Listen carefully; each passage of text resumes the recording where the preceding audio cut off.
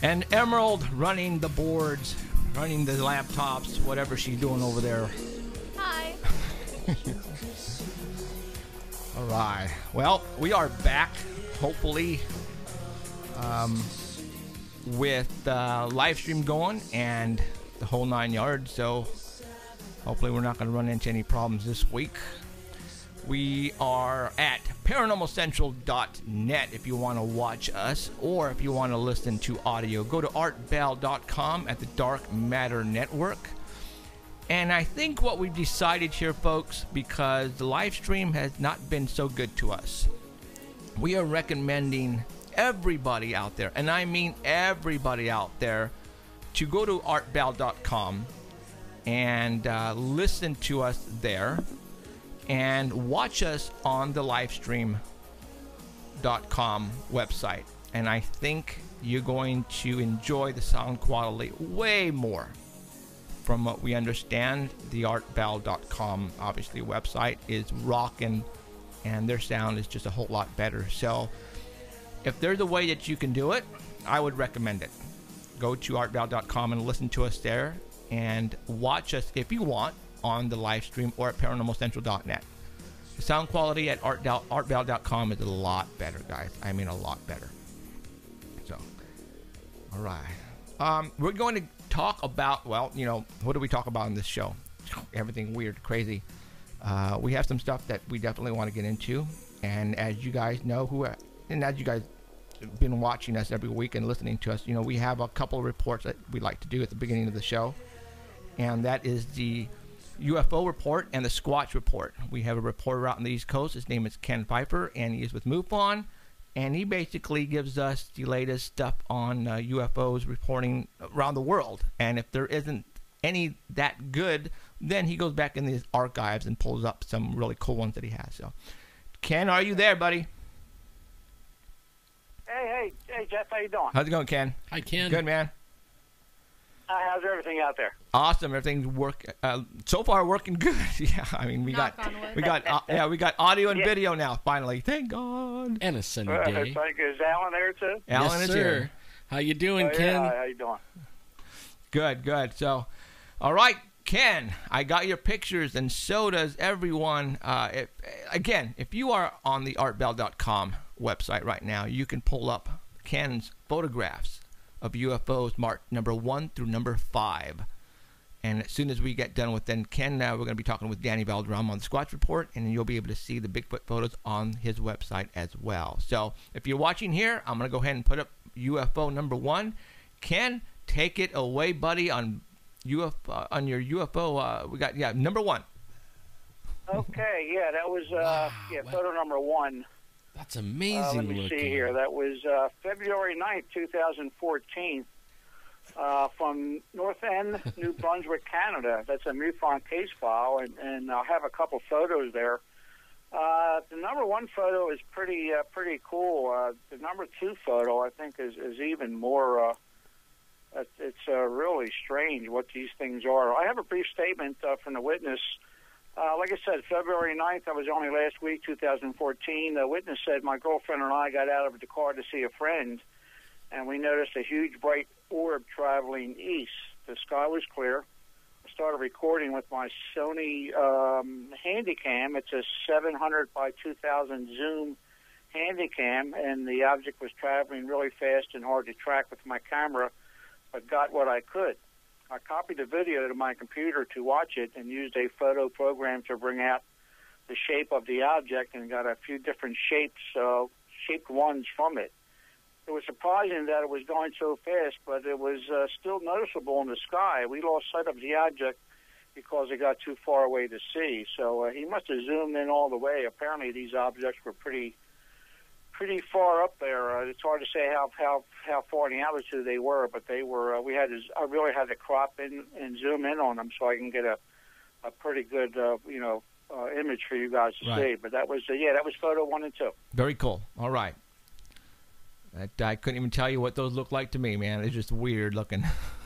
Oh yeah, they're strange. It almost looks like somebody took in paint and put black around it. Mm-hmm. Kind of like it almost looks like an embryo, kind of like.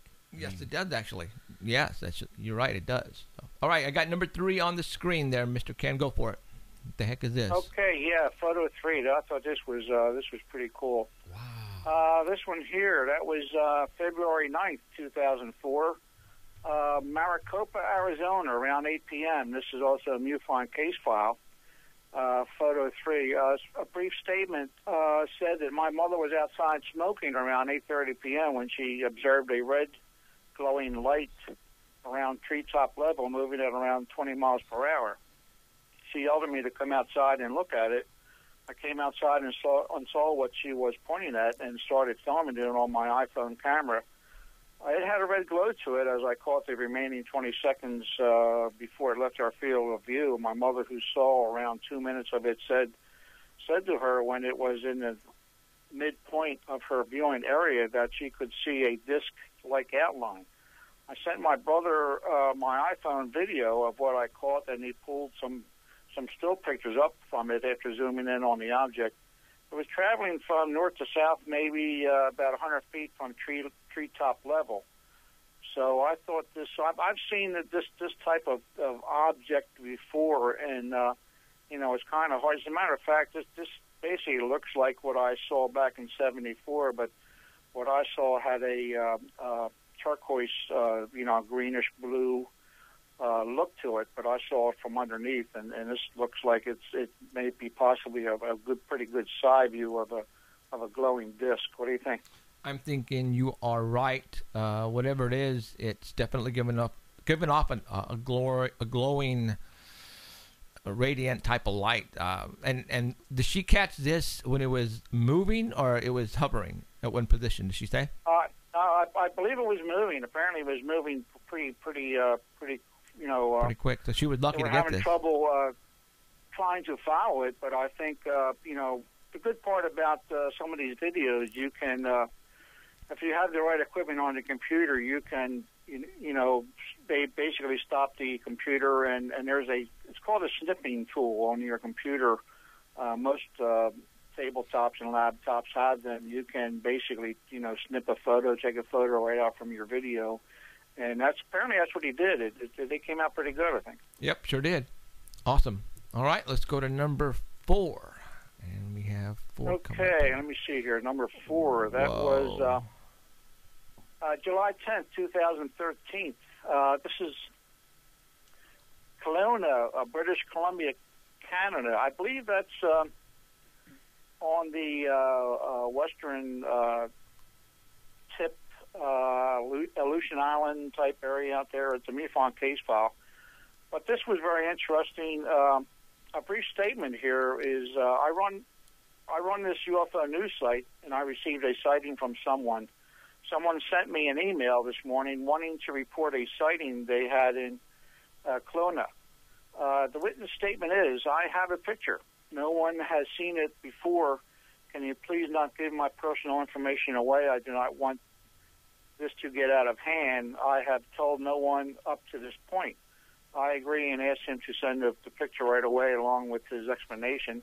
I was blown away from what I saw and what he told me next. He told me he was out walking his dog along the Okanogan Lake where he witnessed the UFO. He told me that he witnessed the UFO come out of the water, hovered for about a minute and a half, then took off.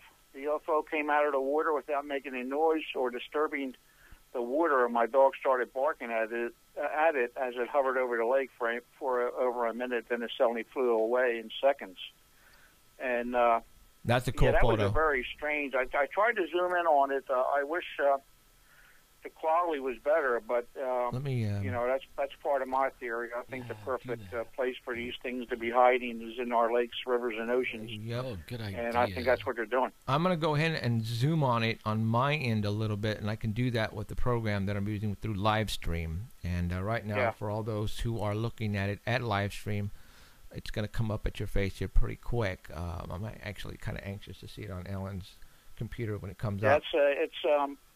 It looks like a large structure. It really does. Yeah, sure. That's what I'm looking at right now. Is it definitely has structure to it? It's not It doesn't look like it's like right in front of the camera. It looks like it's halfway out in the lake or on the other side of the lake. To me, that's what it looks like. Yeah, I don't know. I can't make out the shape, but it's definitely, it's not a bird. It's not an aircraft that we know of. So I don't know. Wow, it almost looks like something out of Star Trek. Or Star Wars. Like what was the one? Boba Fett, a Boba Fett ship, kind of like.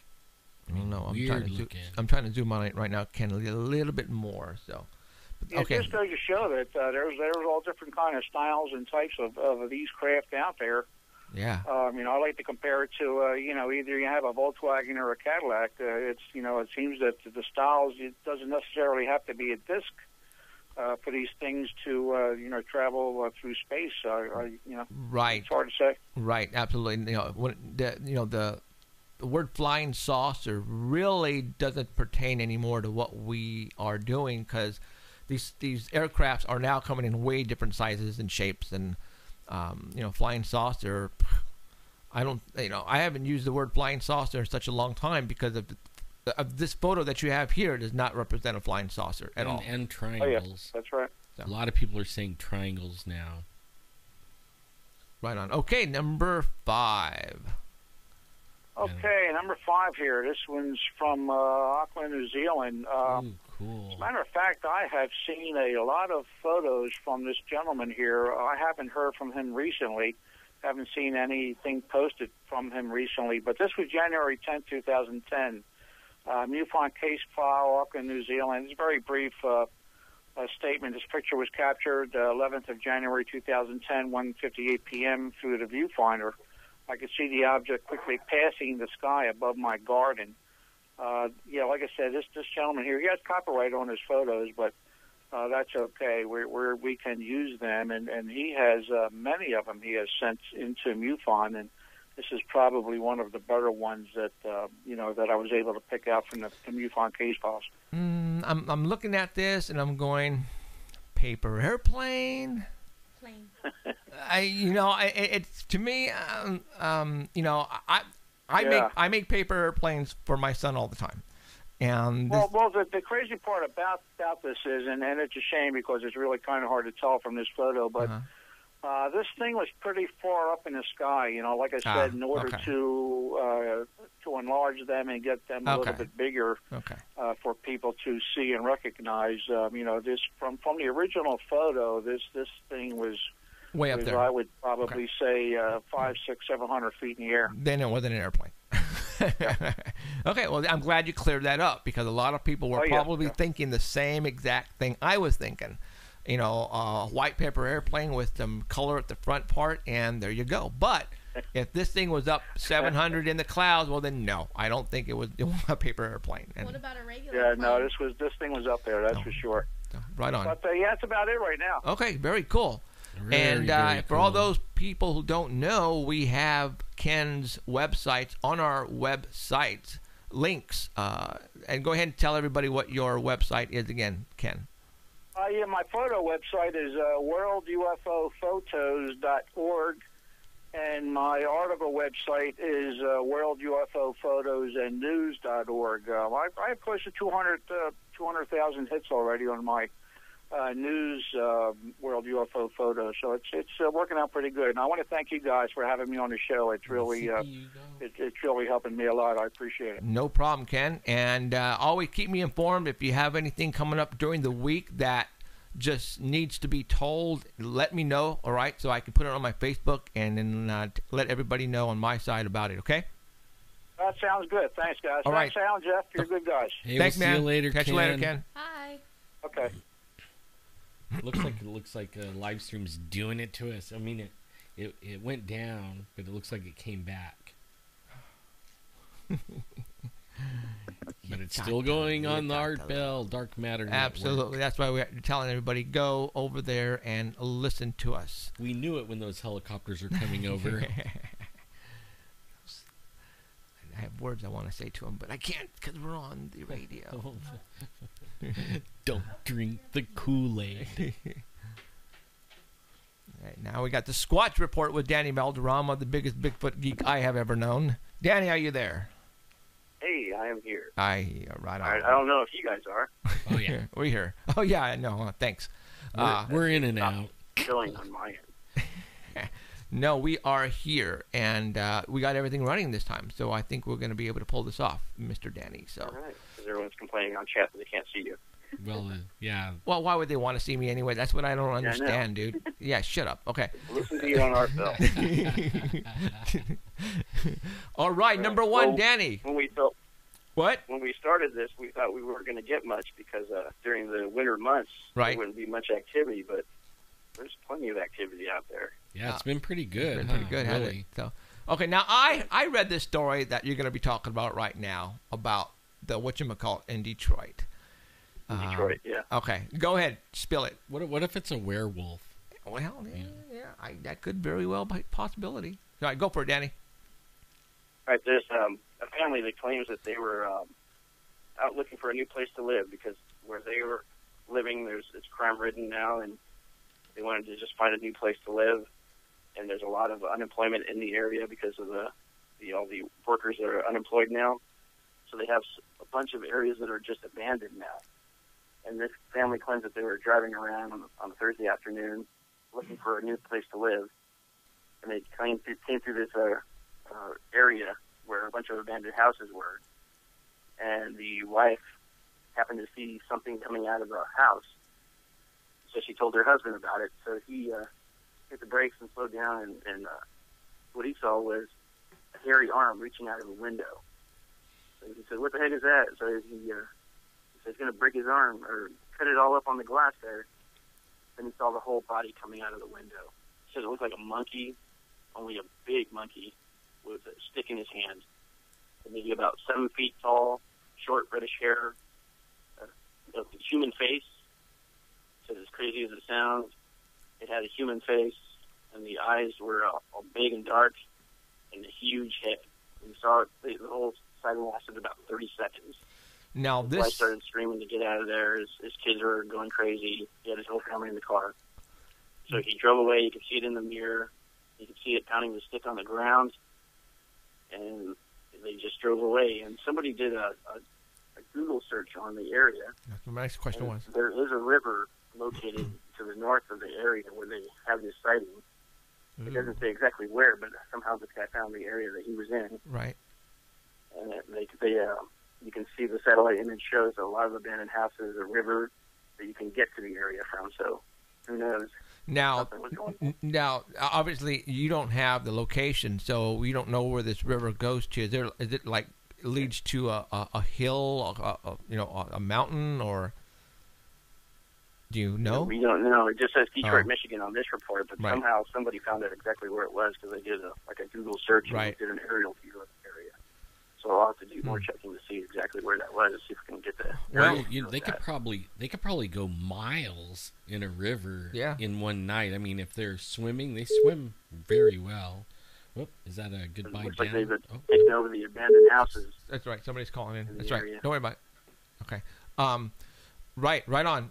And Alan just came up with a theory of maybe it was a werewolf. Well, I don't think a werewolf would have had a stick in its hand.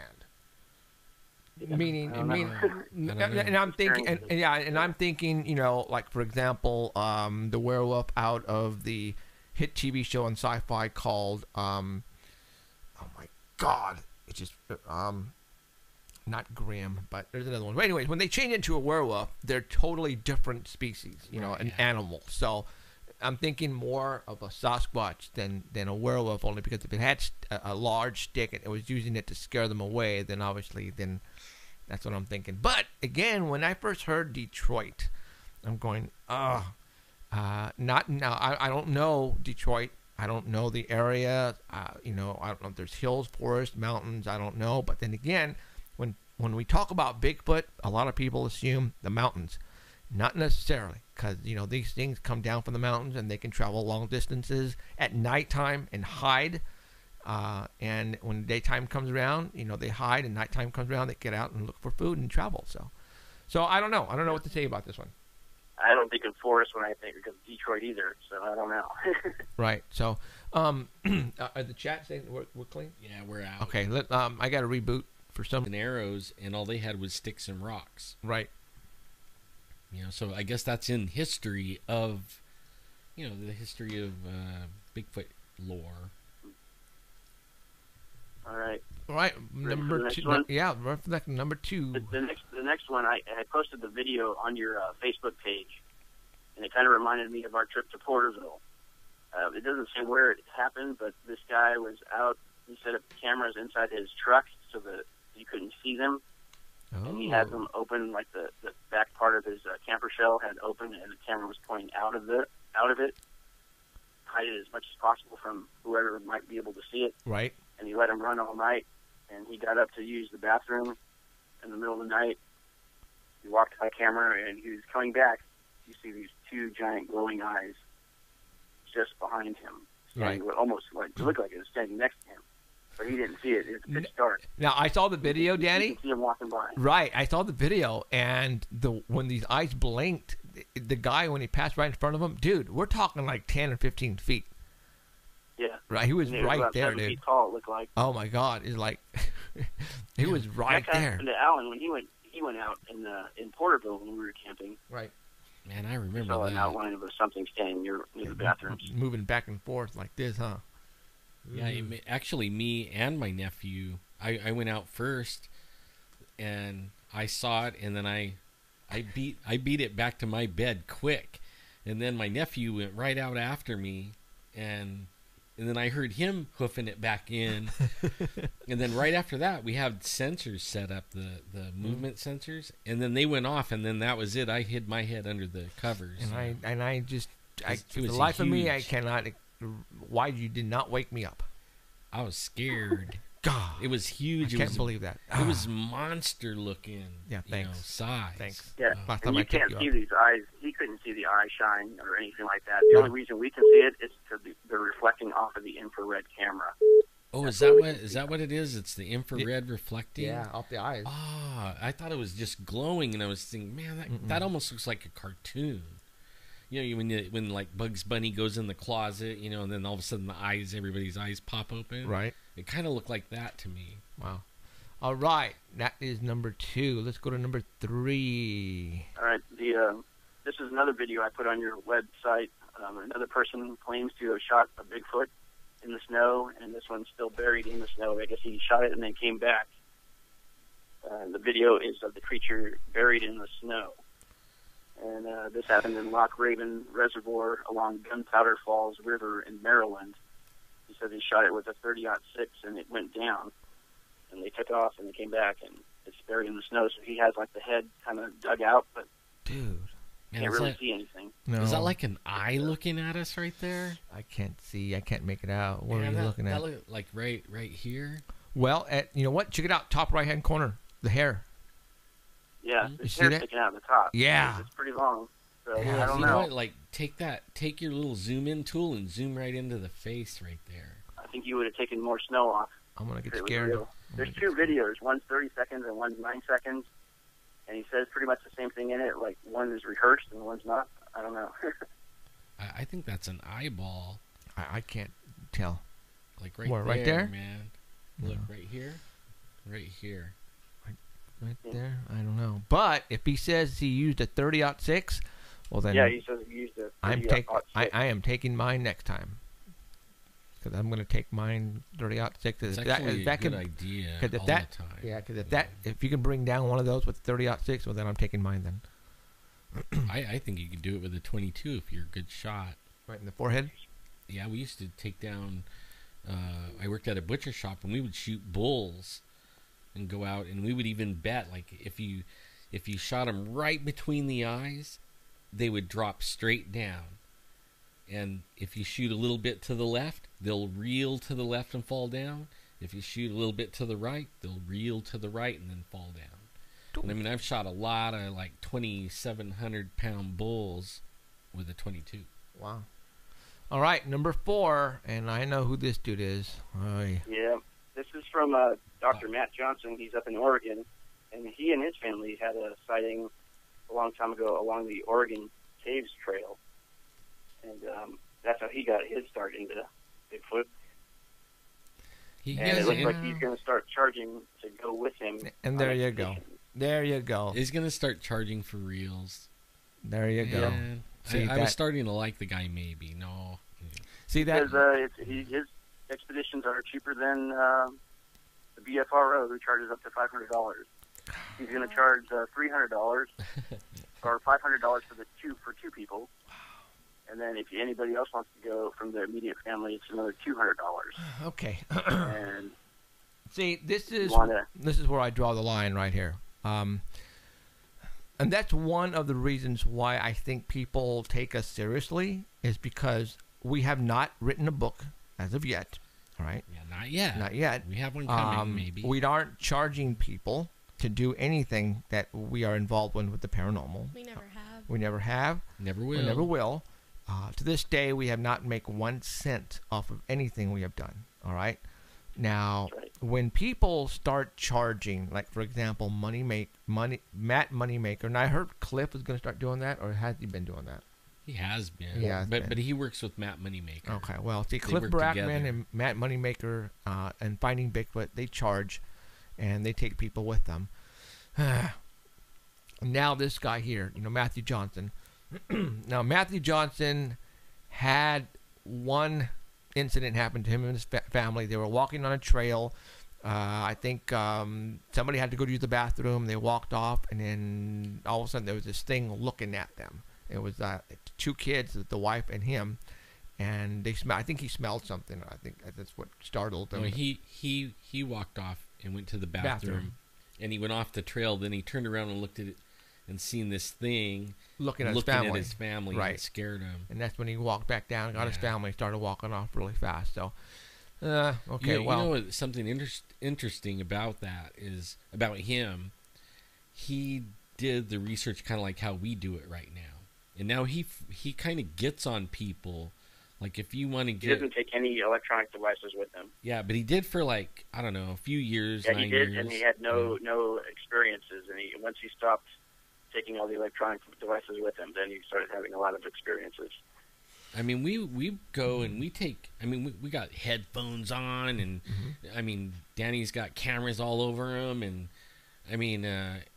got our cell phones out doing stuff and microphones hanging out. I mean, we got everything, and we get things. Yeah. These things mess with us, even with all that. So because he says the fee is to pay for his organizational efforts prior to the trip, plus permits that he needs, plus to regulate the demand of attendees, and it's a fundraiser to help cover Dr. Johnson's Bigfoot habituation research expenses. Well, I know he lives in Washington, in the northern part of Washington. So then he has to drive something like 400 and something miles to get to his back and forth, all the way down to the Oregon, area, California border.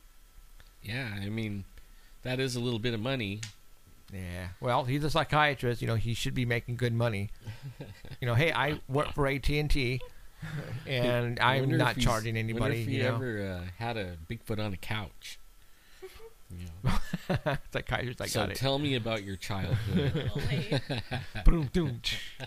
All right, next one. We got a map with a bunch of purple markings on it. What's this? Yeah, you should have 3 maps. I sent you one kind of late after. Yeah, and I got that too.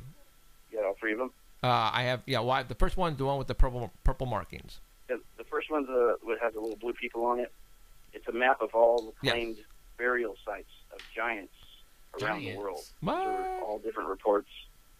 Like Yosemite had some, and Nevada had some of all these people that they claim that they found burial sites of giants. And that map is. And then the next map is a map of all the Bigfoot reports from the United States. Oh, man. So what you're saying is they correlate, kind of like, right? Yeah, and then the third map is a missing 411 map. People who have disappeared from East Coast to West Coast. And take a look at all 3 of them together. They pretty much match. Wow, good job, Danny. Good job. I knew we hired somebody for a reason. That was you're getting a raise. That was good work, man. from nothing to nothing, triple. Yeah, this is discovered by Shane Carpenter, who did the research on these, and said, "Hey, wait a minute, something's going on here." What did you say? He was the same map. He was an insane carpenter. Is that what you said? Yeah, Shane Carpenter from the Bigfoot Shane. community page. Yeah. I saw this on there. Wow.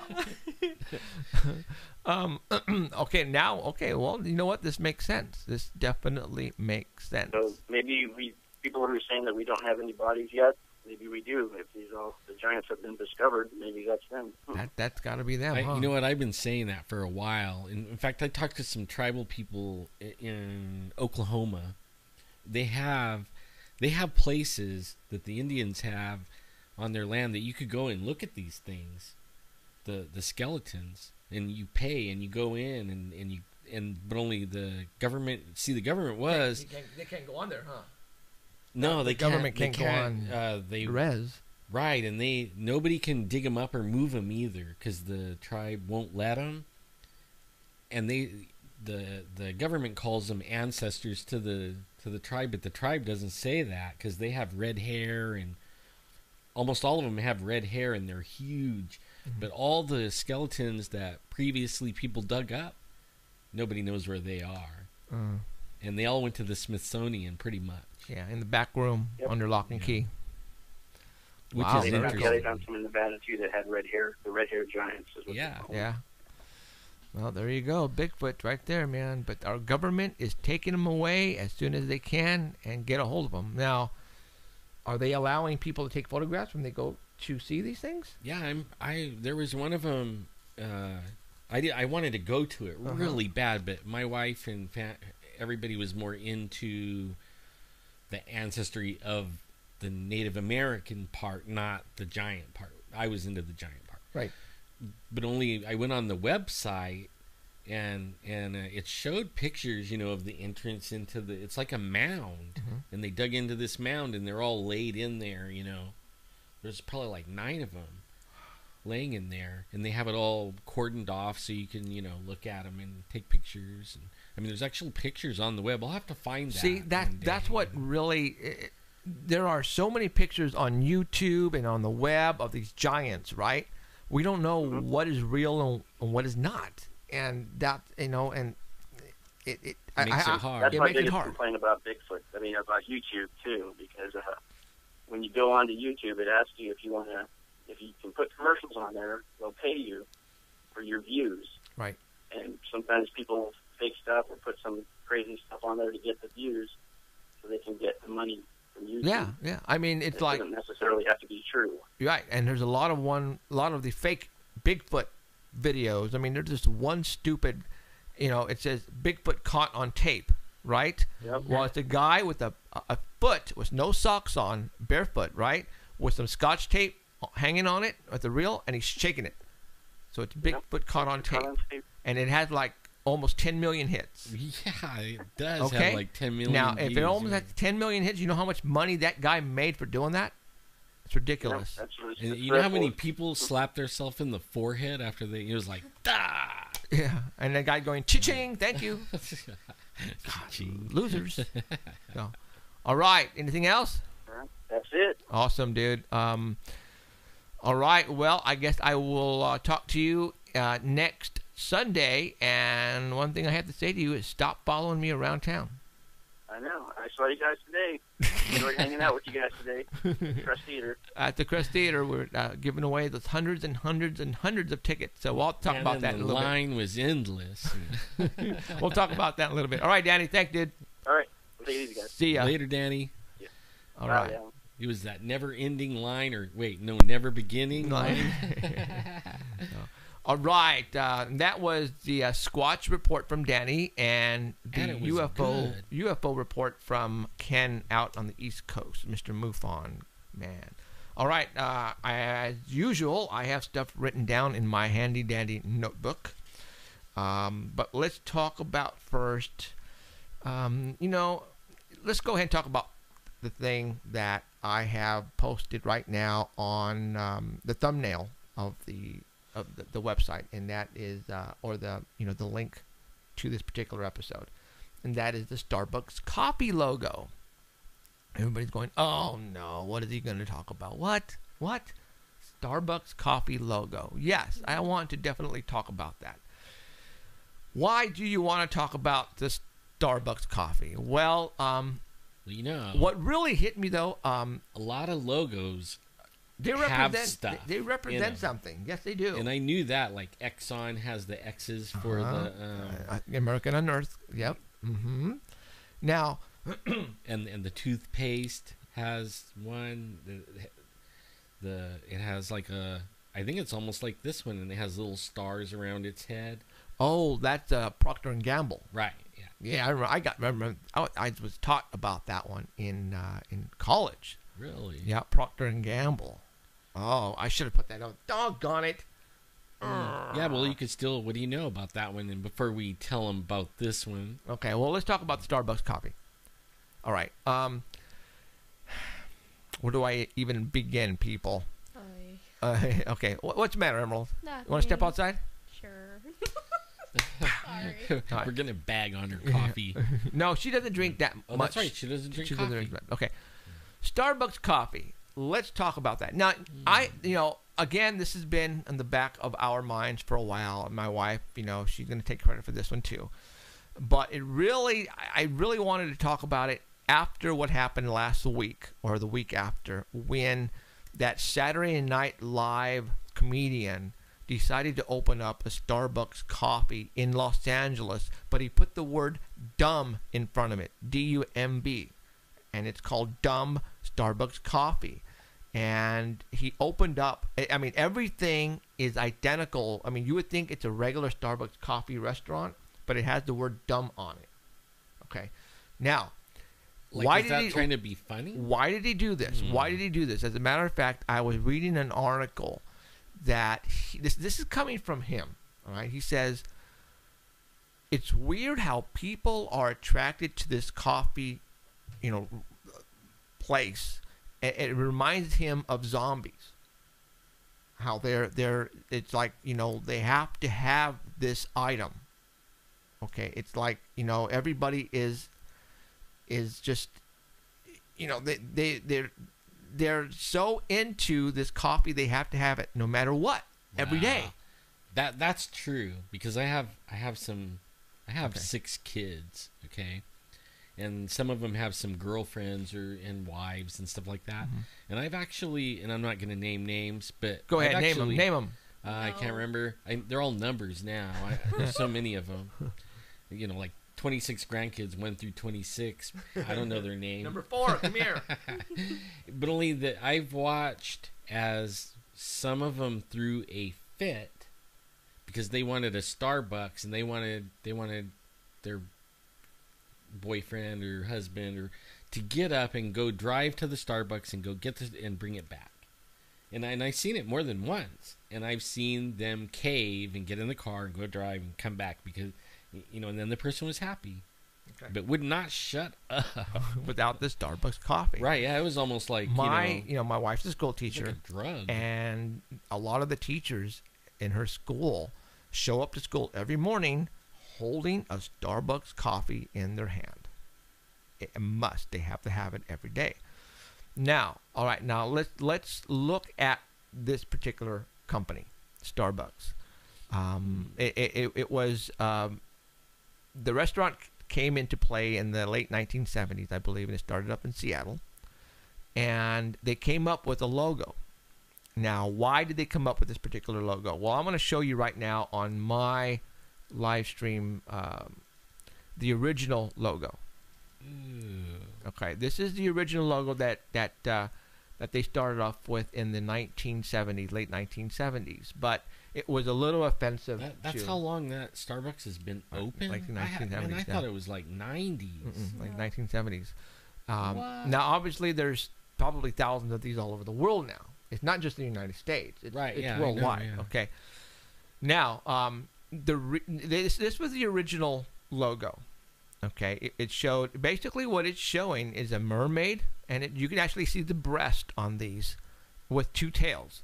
Now people are going, okay, big deal. It's a mermaid with breast and 2 tails. Well, the owner or whoever started up this company, this is an actual mythology creature. Is what they're using, all right, and it's called a siren, an evil natural spirit. is where they got this from the 1500s.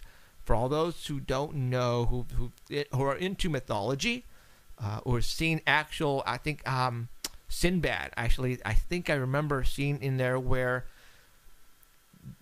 the sailors in these ships were going by this mountain, and all of a sudden you would hear like wailing and whistling of a beautiful voice. Well, it was actually these mythology creatures of these mermaids on the side of these cliffs, and it would attract the sailors to turn towards them and crash into the rocks and die.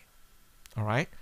Now, this particular meaning of this siren, and I'm this is on the internet, guys. You guys can go pull this up. It's obsession, addiction, and then death. All right. In chat, one of our chat people said in the South they opened a Starbucks in a funeral home. So really, they were like in game on that. Ooh. Did you say it was like death? Death. Okay, well, I'm going way different on the death part or your funeral thing, okay? This is way different than that. Okay, so why would they choose, I should say, a mythology creature that represents obsession, addiction, and then death? All right, now. Only meth is like that. Now think about this, guys. Starbucks coffee.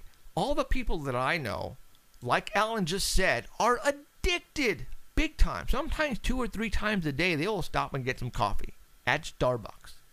Anywhere you can drive right now to the nearest corner, depending on where you live, and there's a frickin' Starbucks coffee there.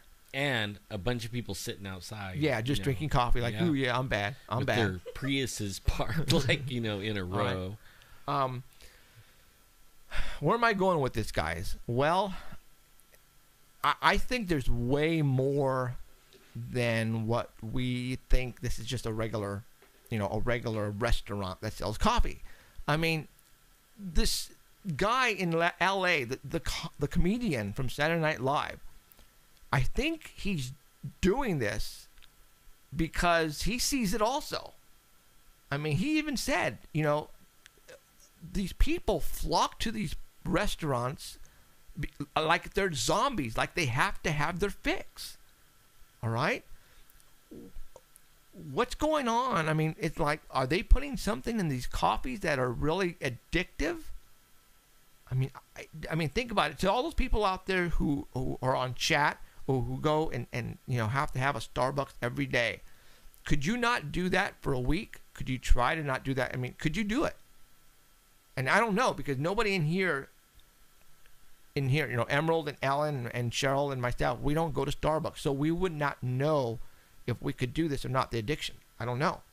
But in the chat, I mean, really, and you guys, I want to be serious about this.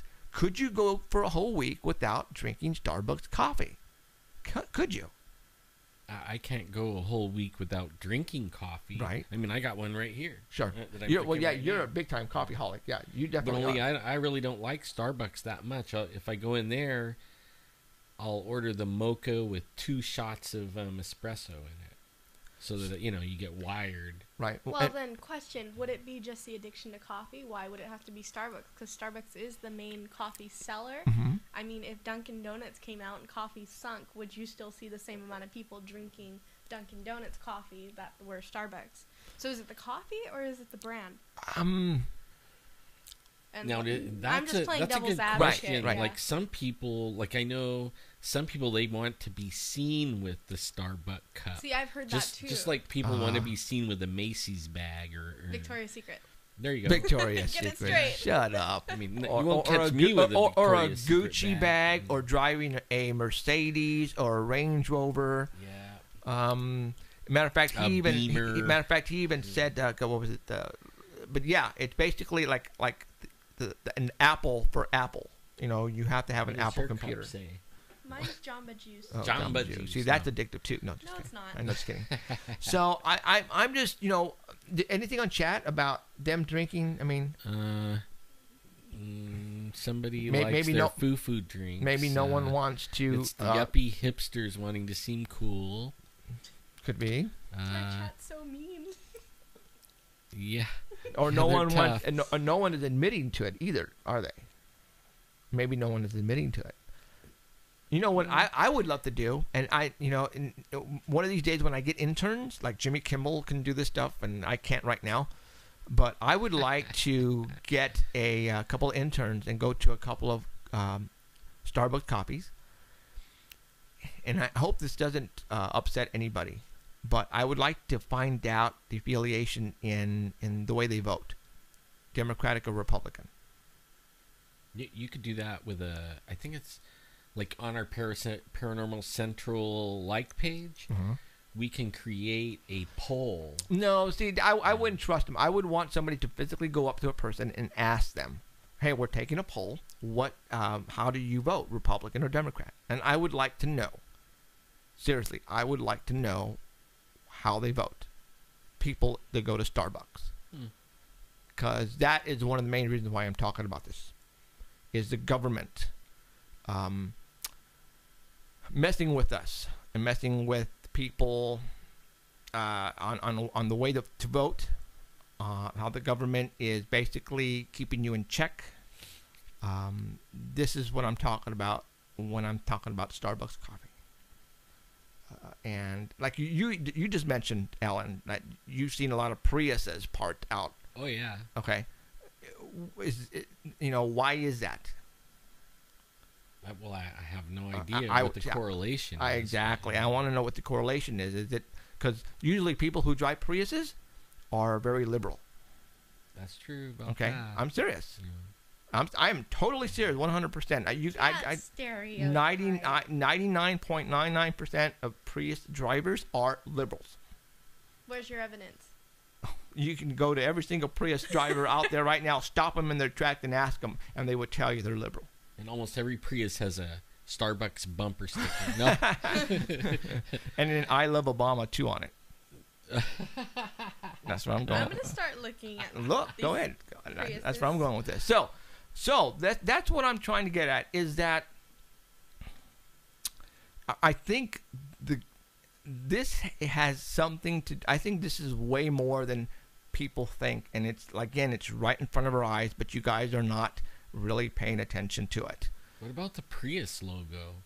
You think it's like a correlation to the Starbucks logo? Maybe you're thinking, because I could see where you're going with this, but I'm looking. You mentioned Apple. Well, you see, like the whole zombie thing. You kind of brought it back up. There's people saying that our society is already growing like zombies, because you look and everybody's on their phone. We're not communicating with each other.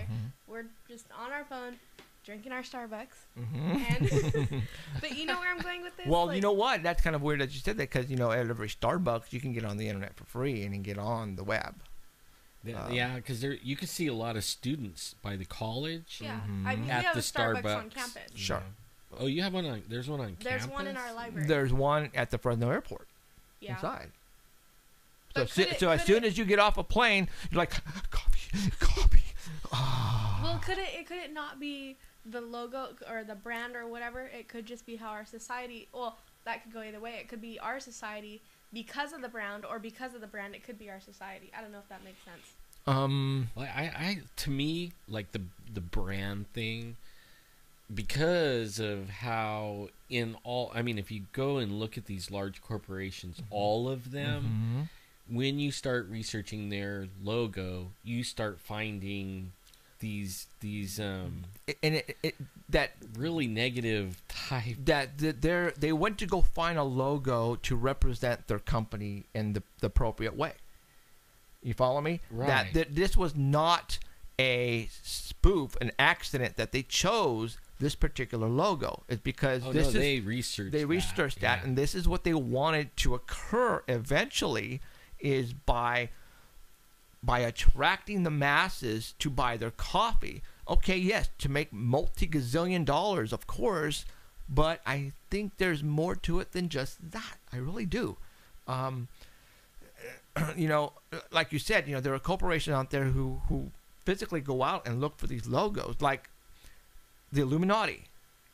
Yeah, there you go. Now you're talking it. Okay, this is what I'm going at. It always links to these kinds of logos. You know what I mean? Like the lore and myth and they're always like not good. Yes, and that's where I'm going with this. The Illuminati. There's just like I said. This comedian who thinks he's a comedian from Saturday Night Live, you know, and go Google this, you guys. He actually, you know, just started a restaurant and he put the word dumb, and actually he's getting away with it. Supposedly there's a loophole in the trademark or whatever it was that if it's a parody on your logo, that it can be done and you can't do nothing about it. So as from what I understand, Starbucks is like, they can't do anything about this. So the word dumb is, and I thought, cause check it out, on, you know, Paranormal Central, I actually had that trademarked, all right? And what I did in the wording, what I thought these guys didn't do, well, because of Starbucks, what? I Googled logos, just the keywords logos and Illuminati, and then there's images. It says signs of allegiance, like alliance, and Starbucks is actually one of them that are on there. There you go. That's weird. And then actually it's supposed to be an allegiant to the dark. Yeah. Evil. And then you mentioned Exxon, right? Yeah. That's on there too. Yeah. How about Procter and Gamble? Type in Procter and Gamble. No, it's probably on there. It's got to be on there. It's the half moon with the stars on it. Hold on. And for all those people right now who are listening, go to their cupboards, go to their restrooms and the cabinets, anything made by Procter & Gamble, there's this logo. You know, don't even bother doing that. Just go Google Procter & Gamble and hit image, and you will find the logo. And that logo represents the same thing, Illuminati. You know, just it all comes together, you guys. This is not a joke. I mean, Illuminati, New World Order, I think they're using all this and what they put. No, okay, well, look at Procter & Gamble owns Crest. What's in Crest? Fluoride. Yeah, and then I just read an article. Somebody came out and said that fluoride caused cancer, death, all this stuff, too. Fluoride is not good for you guys. No. Wow, some people just get really into this. That whole Procter & Gamble thing, is that like... That's it's it. like, okay, well, this one's saying it's a mirror image. There's a 666 in there somewhere. There's the 13 stars, which are the 13 fallen angels. There's just... Wow, that's interesting. It is interesting. See what happens when you work for us, Emerald? You learn stuff. Yeah. See, we're kind of blowing Emerald away. The Starbucks thing's here, too. That's right. Well, they do this to me, so I seem shocked because they don't tell me what they're going to talk about before. And then I feel stupid when I try to counteract. Well, to counteract, like if you could try to counteract. Good luck, girl. Okay, well, see, there you go. I mean, we just had somebody right now who thought I was smoking the crack, decided to go and Google this, and all of a sudden, what I just said, everything came up. And now she's going, I feel stupid. all right? So, am I smoking the crack? Well, not all the time. But I tell you right now, this is all about... what's the word I'm looking for? They want access to your brains, man. They want to rule you guys, all right? And they want basically to tell you what to do, how to vote, where to go, how to eat, how to sleep, what to buy. This is their intentions. Now, why is it their intentions? You know, we can go different ways.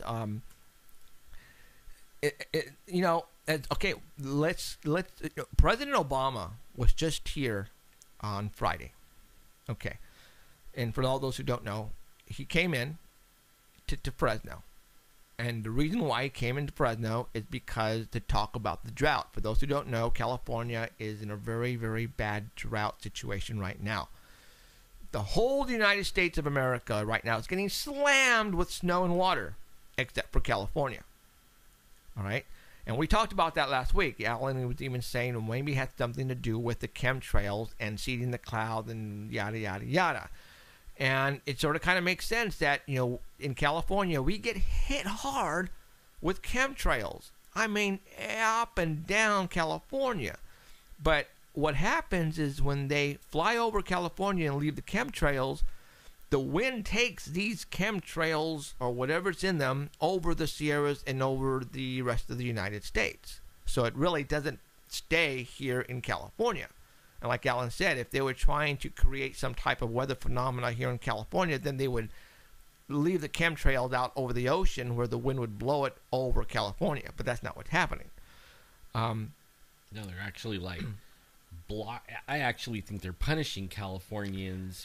Okay, let's go. You said it. I didn't. I think it's the ag business doesn't want to use GMOs. Okay, now let's go with that. The Central Valley of California is the breadbasket of the world. We feed so many millions and millions of people around the world here in California. We have produce, vegetables. We have it all here, guys. Yeah, you might take the logo off. I think it's starting to make our.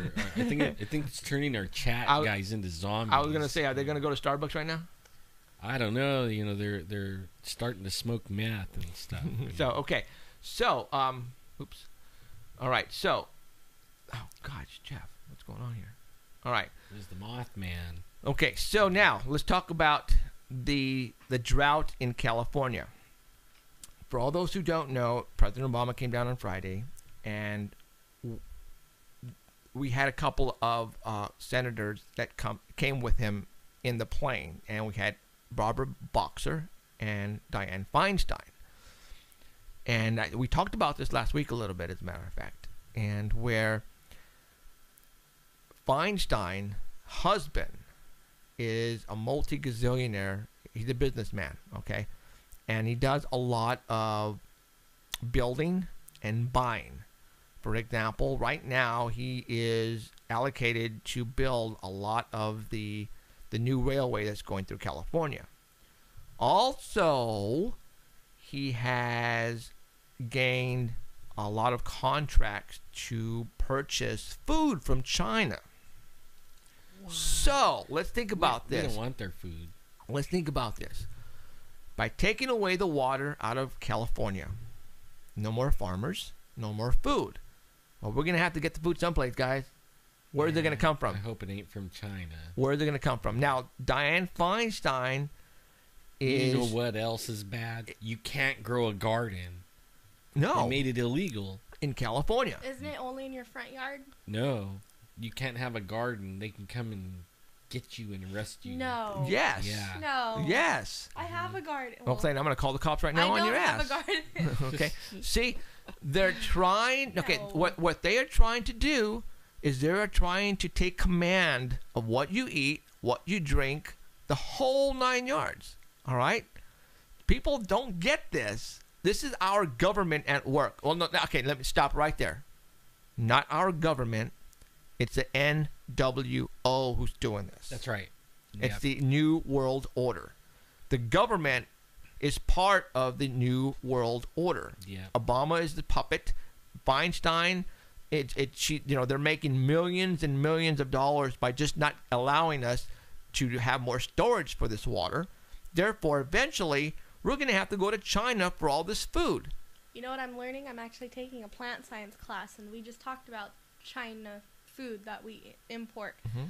We turn away in a 4-month period almost 700 shipments from China because the food is either like rat infested, it's not that great of food, so we end up turning all that food away. What food is coming from China that we purchase? I mean rice.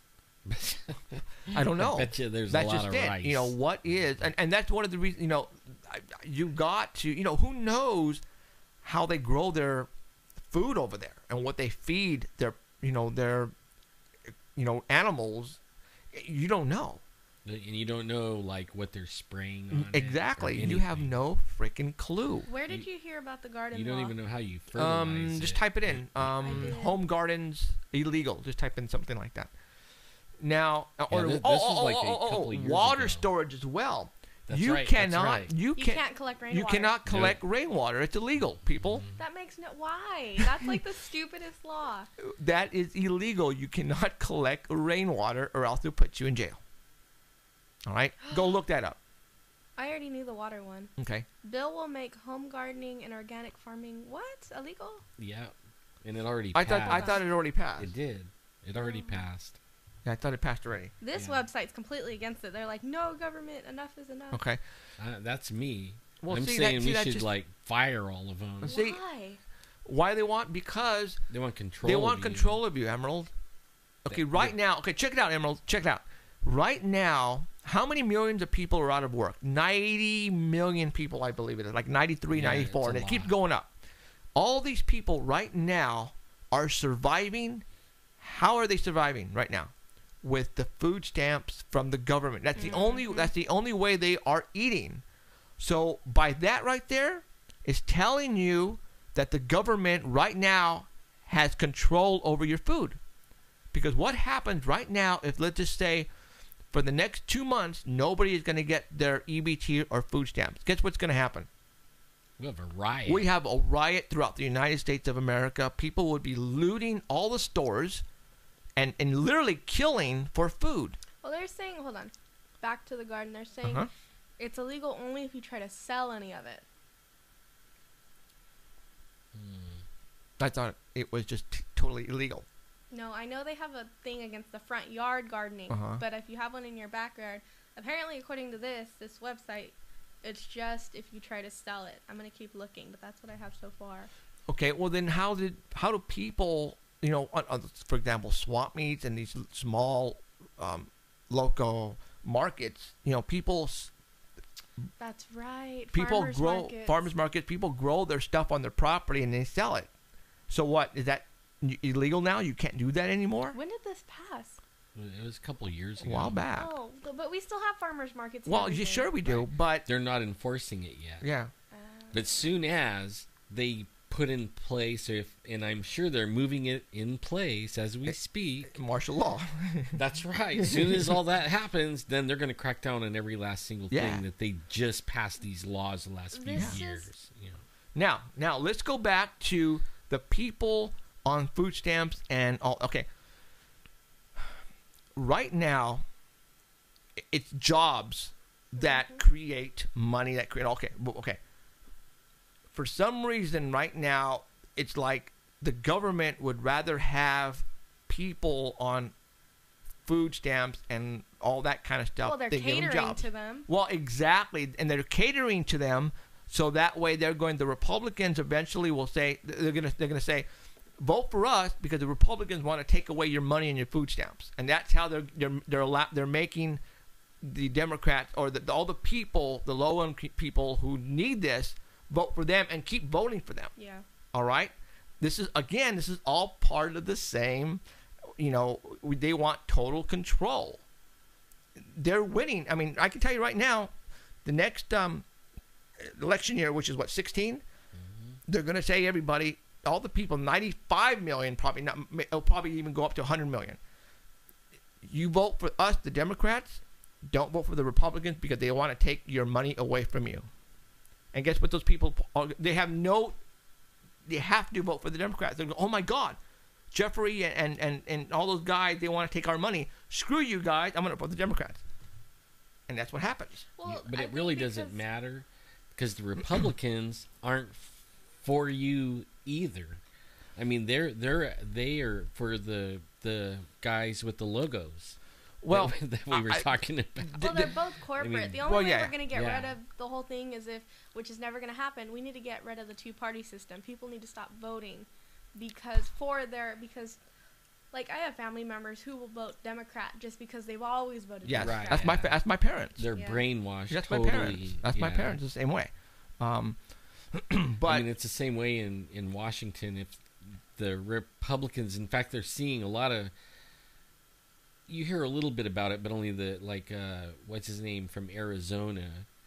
He's voting Democrat and he's a Republican.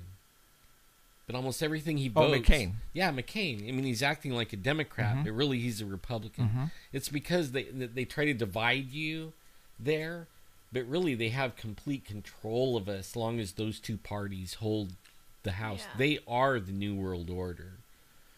They are. And they're controlled by the guys that own these logos.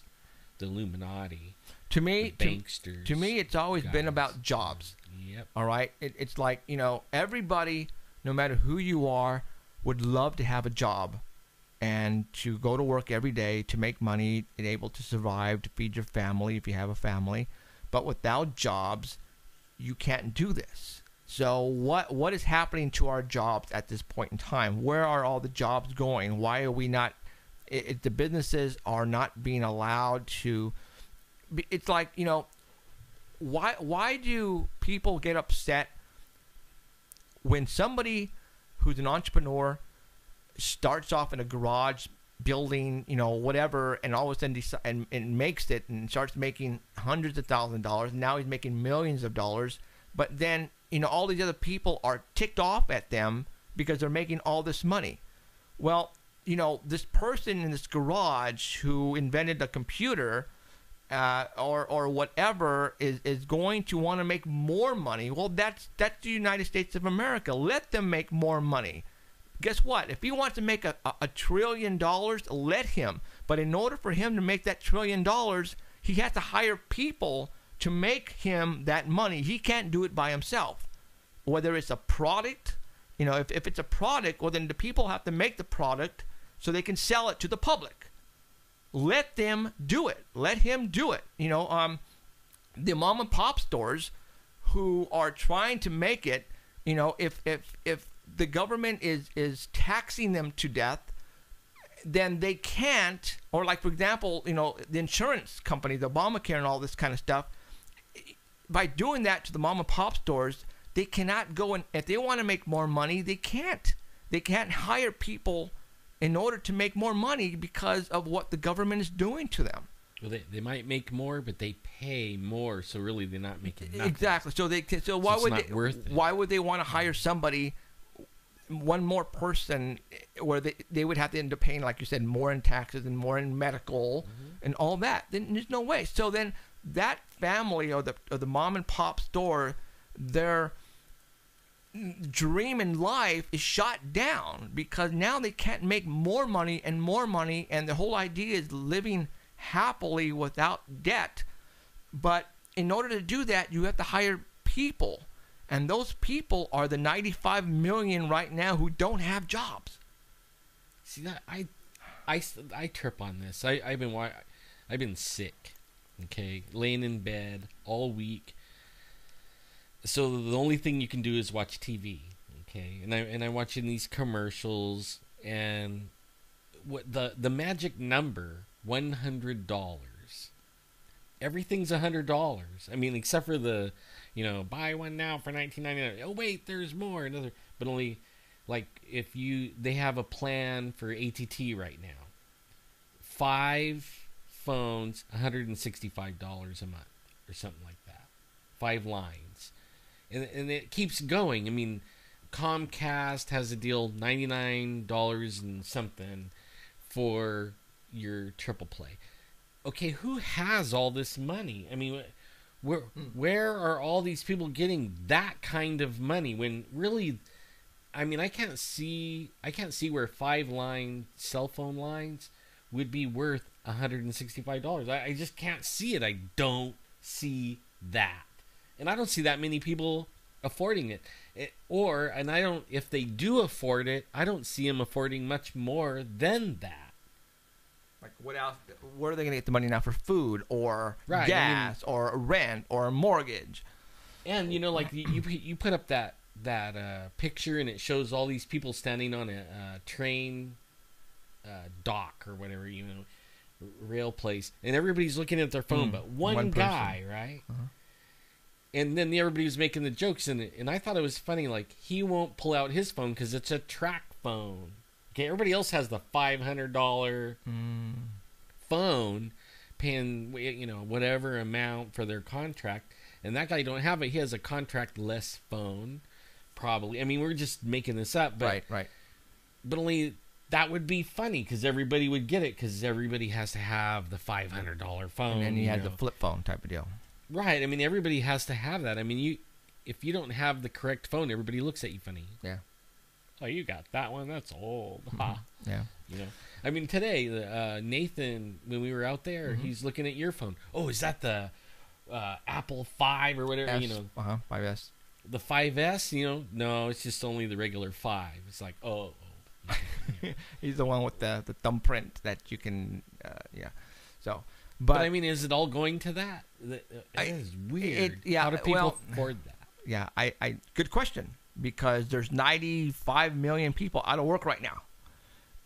So good question on that. I don't know. I'm just saying, I think there is way more to our surroundings than you guys really think is happening. Because, you know, right now we just blew Emerald away with the logo and the whole nine, Procter & Gamble. You know, you guys stick at this show, and we will let you know what's going on. Really, we need to, like, this is something I've been saying for a while. On all this stuff, it's all tied together.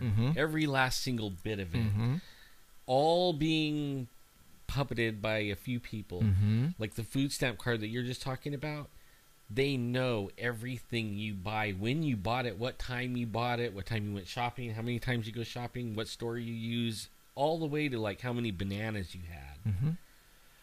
I mean, they know everything, and everybody they're trying to get everybody to use their bank cards, and then they track all that stuff. Like I was telling you earlier, we were doing a little bit of advertising on Facebook.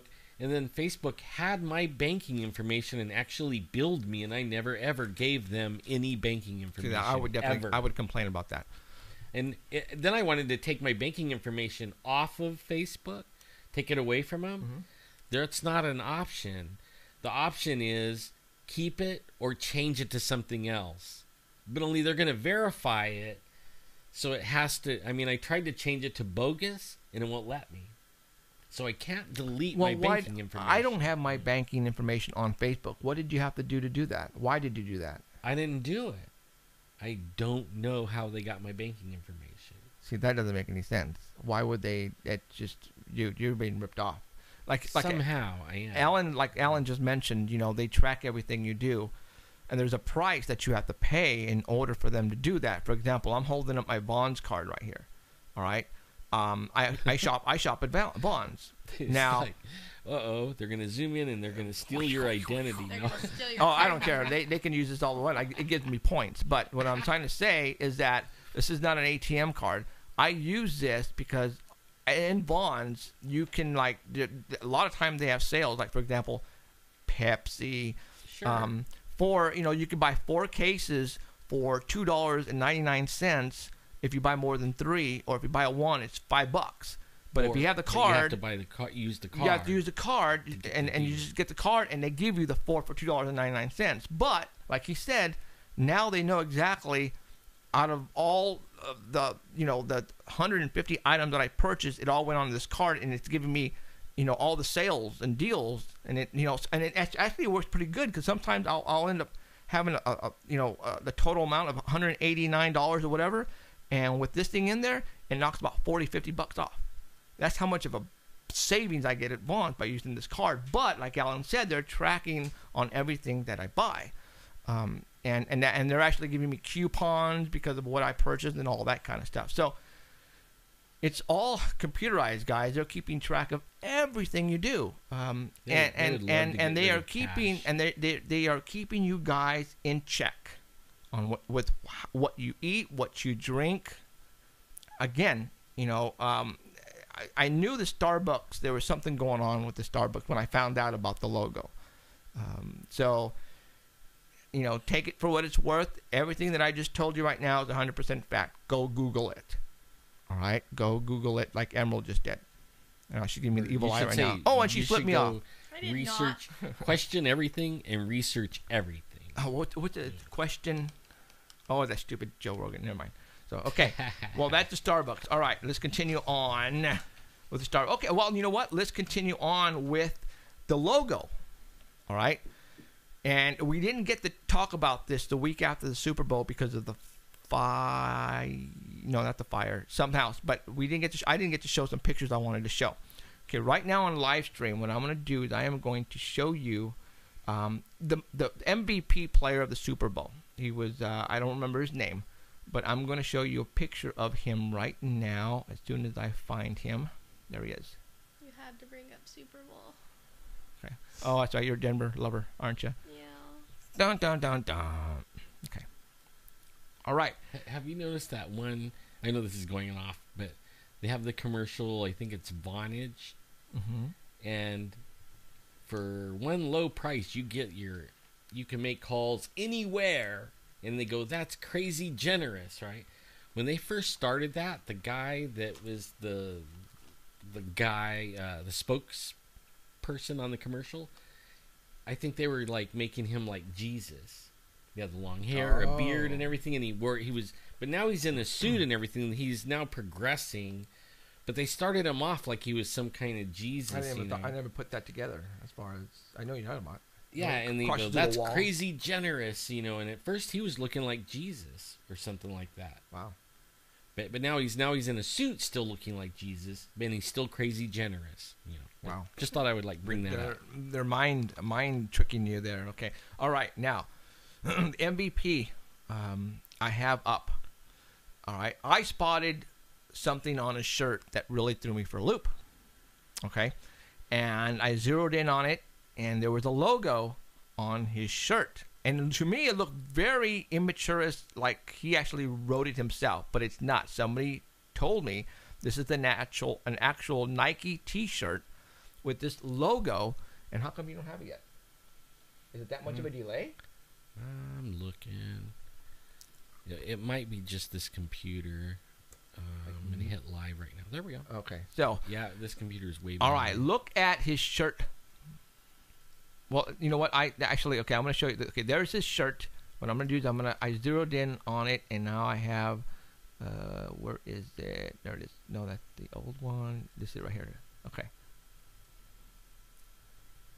This was on his shirt during the MVP shirt when he was doing his talking after he won the MVP. He actually wore the same shirt when he was in front of the microphones, and he wore the same shirt when he was driving down Disneyland in the car, waving to everybody. For reals? Yes. Like, I'm going to Disneyland, and he was wearing that shirt. Wearing this shirt. Now, if you notice it, I can't. Okay, for one thing, I see a pyramid. I see the all-seeing eye right in the middle of the pyramid. Why is the circle broken? Now look at the top of the circle. It's a snake. Oh. The tail is on the left-hand side, and the head of the snake is on the right-hand side. Serpent. This is Nike, guys. All right? Nike probably paid him $1 million to wear this shirt. He goes, you wear this shirt, we'll give you whatever you want. Now, I can't tell what the bottom letters are. If anybody can make that out or get a clear shot someplace else on the net, I would really appreciate it. But you guys, that's a freaking Illuminati sign right there, logo, right in front of your frickin' face. All right? I mean, that's no ifs, ands, or buts what that is. All right? I mean, what else do you want me to say? A lot of people don't think the Illuminati exists, New World Order exists. Look at this, guys. Here it is, right in front of your face. Of course, the most popular person at that time is going to be viewed by literally probably billions of people, and they're going to want to make sure whatever is on his person is going to be able to be seen by billions of people. It's weird, though, that why do they want us to know that is there? There is the all-seeing eye, the triangle, the Illuminati sign. There it is. Do they want to know that they are in control? And they are just telling us, you guys, we are in control of the world. There we are again. All right? I mean, I'm not making this stuff up. There it is. Go Google it. It's on his freaking shirt. Yeah, wasn't it? They're talking about chat and the 9/11 thing. Wasn't he, when he was talking, that the 9/11 truther guy jumped in and said something? Oh yeah. Yes, as a matter of fact.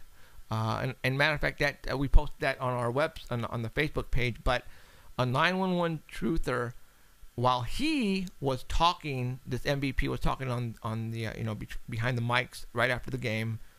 This 911 truther somehow got on the site without any credentials and was able to get on there. And then he pulled the mic away and said, "We need to look into the 911. It was, it wasn't what you think. It was, right, all that." Well, there's stuff like that all over Facebook too. Oh yeah, the 911 thing. Well, they have never ever released the videos. Oh, let me tell you something right now. There, and I posted this on my Facebook page. Somebody sent, I don't know if I saw it, somebody sent it to me, but last year or the year before, they actually had a conference here, very small one, where there was a, what Scott Walter is, he demolition expert, and he came and talked. And so Kopi and Kim on Channel 26 had him, okay? And he actually was talking to Kopi and Kim about what they discovered on the aftermath and how the building came down. And Kim and Kopi were just like, they were blown away because what he said verified that 911 was an inside job.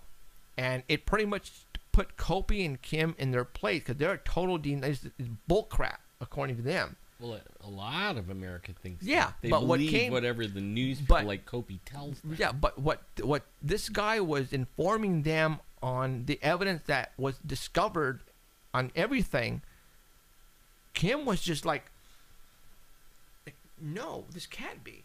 You know, she was blown away. Kim Stevens. I'm sorry. Well, there's videos. There is a video of that. No. There's a video of that because I've seen that one. But there's also pictures from video stills that you see. Unfortunately, you see the plane in the building, but right as it's hitting, there's an explosion at a lower level. Right. So how does that happen? Yeah. I mean, so again, this particular setup here. Oh, see, now we're going to go to the 911. We can't go into this 911 because there's other things I want to talk about. But because I would be talking for another 2 hours on this because there's a couple of theories. It's all from the reptilians, man. There's a couple of theories that what I think the reason 911 happened, but I'm not going to go there right now. Thanks, Emerald, for bringing that up. Sorry.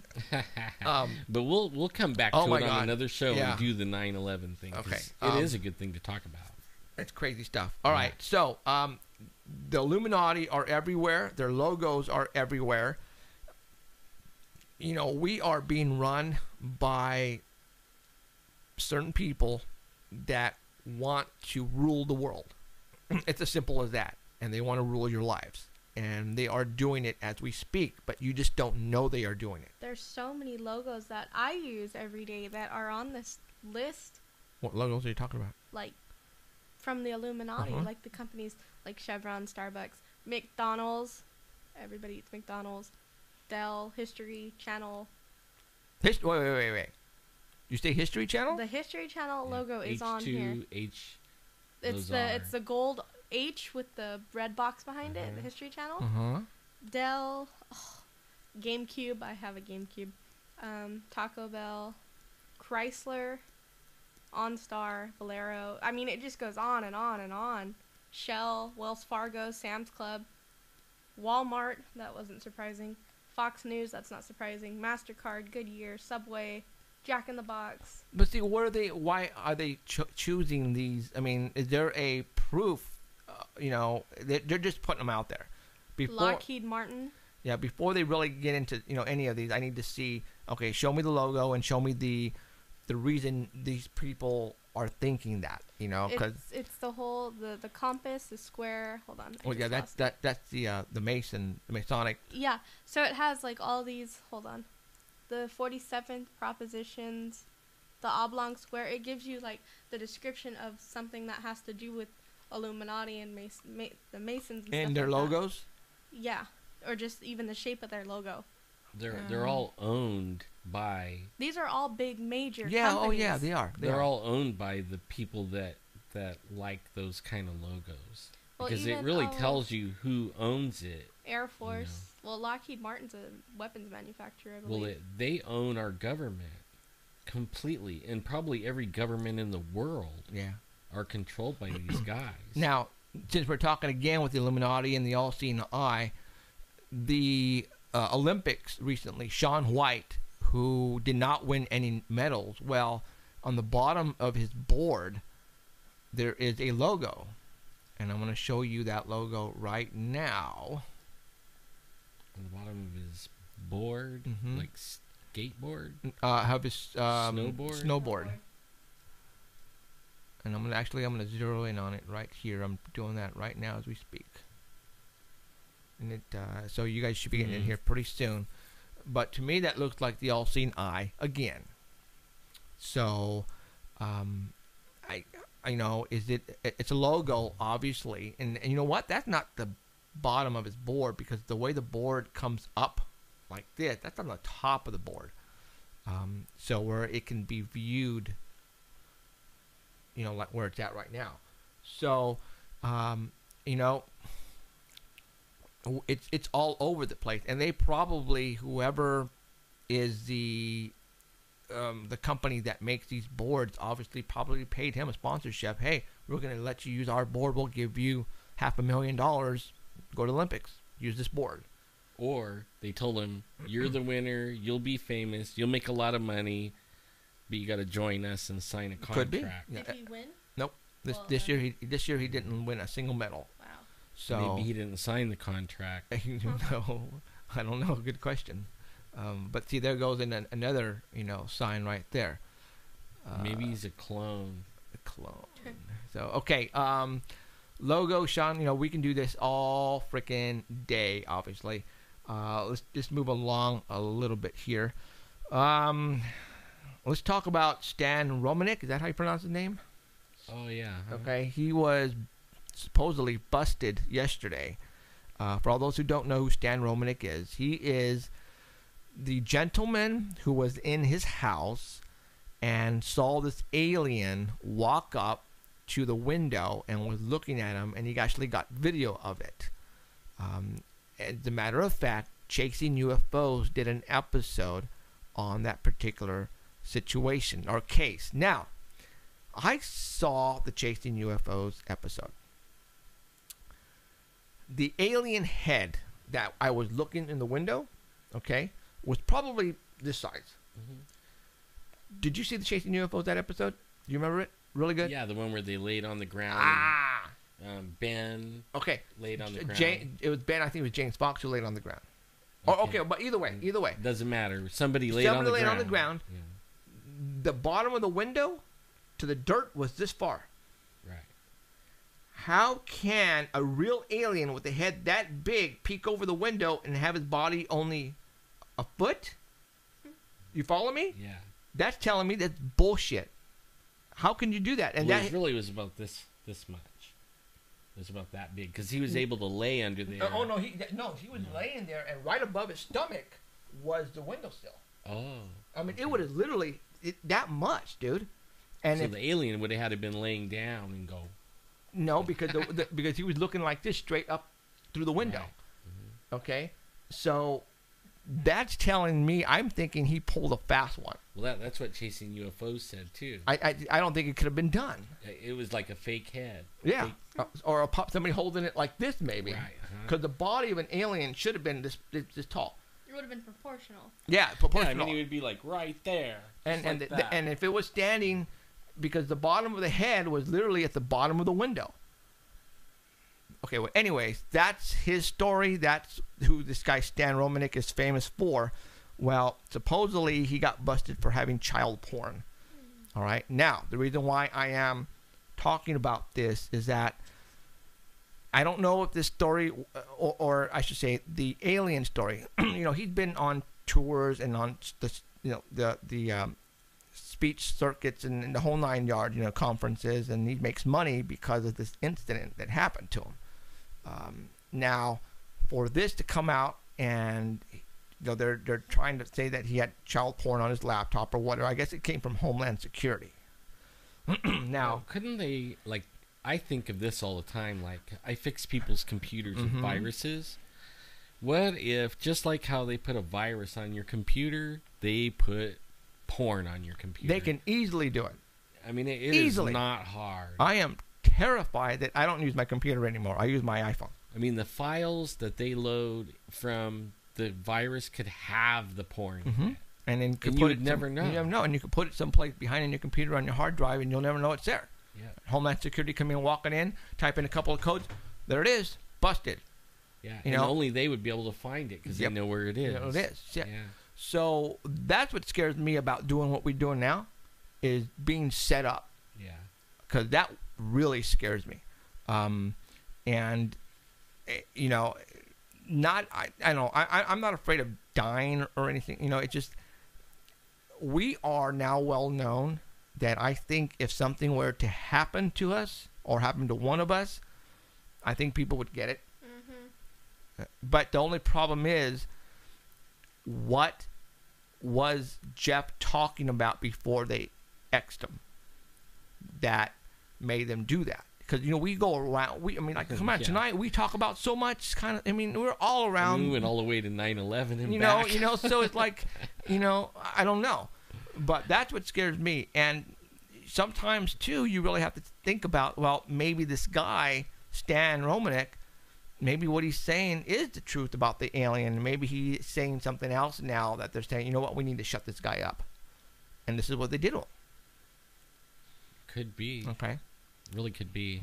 So, because he actually was claiming that was only one incident at the moment. He was having like all abductions, kinds of abductions, right? Yeah, abductions and everything that's entitled to a sighting is now happening to him, and maybe people are really starting to believe him, and the government said, okay, you know what, we got to take this guy out now, and by doing this is how they took care of the problem. Yeah, maybe he didn't listen to the Men in Black. They're not going to kill him because that would really throw up a red flag. Yeah. But let's do something else that would take him out of the limelight, and people would go, you know what, this guy's a joke. Look at what they found on this computer. How can we believe him now? So, all right. So there you go. Man, is that what they did to what was his name? The one that did the Saturday morning cartoon, or okay. The one with the bicycle. What was that guy's name? Is that what they did to him? I don't even know what you're talking about. They took him out, man. He was like a big star, and all of a sudden, Oh, Pee Wee Herman? Pee Wee, yeah. Maybe they did that to him like that. I don't know. Well, Pee Wee Herman got busted because he was in the theater doing. Oh, I thought they busted him with something on the computer. No, that's how they busted him there, and that pretty much, he was gone for a while. So okay, anyway, another story that I read just recently. You know how we're always talking about missing people? Oh yeah, and so many missing people. Well, just like that map that we were just looking at of the red. The giants. Mm-hmm. That's what the missing people map looks like. Now, exactly. They just came out and they arrested some girl who they arrested for killing somebody, and her husband or boyfriend, whoever, too. Well, she just confessed that she's killed 22 people around the United States using Craigslist, and the reason why they're killing these people is for using them in satanic rituals. Ew. That's disgusting. Okay. It is. So, yeah. We have literally hundreds and thousands of people that go missing every year. You're just, your neighbor, sweet old person who goes jogging and poof, he's gone or she's gone. A child leaves from school that takes the same route every single day, boom, gone. Well, there are people like this out there now. I remember when I was in elementary school, I would walk from Madison Elementary all the way home. And my parents didn't have to fear for nothing. Right. Nowadays, you gotta watch your kids like a hawk. Mm-hmm. Even your wife or your girlfriend. What happened to you? Out in the parking lot, Emerald, and you end up keying the guy in the stomach. He was trying to rob you. Mm-hmm. Well, you were in a place where obviously they couldn't try kidnapping you if that's what they wanted, because there's probably a lot of people around. But you girls out there and guys, because they're doing it to everybody now, try not to be by yourself in secluded areas where no one can see you, because anybody could come right up to you, hit you over the head, knock you out, take you in their car, and you're gone. That's it. Carry something like mace. Hold your keys a certain way. It's all about how you hold yourself. You walk with your head up. You hold your keys a certain way. You're right. And what I was just talking about, Emerald was at a shopping center, a market, grocery store, and you were leaving or getting there? I was getting there, and I was stupid. I should have got my wallet while I was in the car, but I got out of my car. I left my wallet in the car, so I opened my door again, and I grabbed my wallet. And the guy comes up behind me, grabs my shoulder, spins me around, pushes me against my car, has his hands on my shoulders. And as soon as he said, gimme, I was like, oh, man. But he said, like, give me your wallet, give me your purse. So I had my wallet in one hand, my keys in the other. Well, you're not getting my wallet because I had my tuition check in there. So I just keyed him really hard. Now, what do you mean by keyed him? I have my keys in my hand, and then my car key is my thickest key. So I put my key into the side of his stomach, twisted, and ripped it out. Yes. Yeah, so he was bleeding a little bit. And he ran off. That'll give him an infection. Yeah, well, he's you gonna know have what a kind of nasty crap scar. is in a purse, man. Well, who knows? I don't know if you actually... Could you have punctured a organ in that area? Well, I mean, I could have. It's like it's right under your ribs. If he was a methy, like a meth person, and didn't have no fat on him, you might have got him. You might have got him really good. He could have bled to death. Who knows? He's dead someplace. But oh well. That's what he gets for messing with emeralds. You Death picked the by wrong girl. Death by a car key. So, okay. That's all I have on my list. And I know I was going to talk about some. You guys were just adding some other stuff. Oh, crap. I should have wrote it down. Sorry, we And distracted you. You know, Yes, they just you passed a did. law in California, in San Diego, that says that everybody should carry a gun. Did you see that? No. I need to go get mine. Yeah, they were saying that that the counties that make certain rules that keep you from having a what do you call it, a permit, a concealed carry permit, are illegal. So any of the rules that the counties put on you that keeps you from having a concealed permit is illegal. They can't turn you down just because you don't have a good reason, what they call it, good cause. Yeah. So the good cause thing, gone. Go get your permit, people that are in California. Go get it. That just passed like 3 or 4 days ago. Really? Yeah, and I've been telling everybody around here. I think it should You go. Our to get sheriff one, right Jeff. now is passing out those things. All you have to do is apply, have a gun, Have a good score. be Alan, good Alan's, schedule. Alan's friends told him, because of the line of work we are in now, you guys both need to get concealed weapons. just because of the amount of fame. You know, I don't want to say we're like really famous, or I'm just saying that there's a notoriety a little bit more, and you get noticed in public, and they're saying that you could be targeted because of it. They'll think you have money, and you know they'll be hitting us up like they did Emerald. And you know, I have a cane, but you know, a lot of these guys, I rather shoot them. Yeah. Can't chase them. You know, You could key it's it. like, go ahead and run, sucker. Yeah. Okay. I'm a good shot. All right. Now I found out what I wanted to talk about next. And this will probably, I don't know, maybe last another 15 minutes. But Alan was going on Facebook and pulled up a photograph. And he was tell everybody about this photograph before I put it up. This guy was having a reoccurring dream, and there was this one person in the dream, a man in the dream, and he was going to a psychologist or something like that, and he drew, you know, a picture of the man that was in the dream, in this reoccurring dream, and the psychologist left the picture, you know, incidentally. It wasn't like on purpose or anything, just left it on the coffee table of the office, or it's something like that. But anyways, as people came in that were other clients, some of them would say, hey, that's the guy in my dream. You know, so then the psychologists found that, hey, there was quite a few people that have this guy in their dream. So then they made a copy of it and sent it to other psychologists, and you know, told them to, you know, see if other people. Well, it turns out this guy is in everybody's dreams all around the world, not just, you know. I mean, this guy's turning up in lots of people's dreams, millions of people, and I think you could go to thisman.org. There you go. Thisman.org, and you can see the pictures of this guy. I just placed that on live stream right now. It's like Alan was saying. You know what it reminds me of? thisman.org. This is gonna date me, So bad. 1936. Back a long time ago, there was a TV show called Superman with George Reeves. Yeah. Black and white. And then on one of the episodes, there was these little creatures that came out of the ground.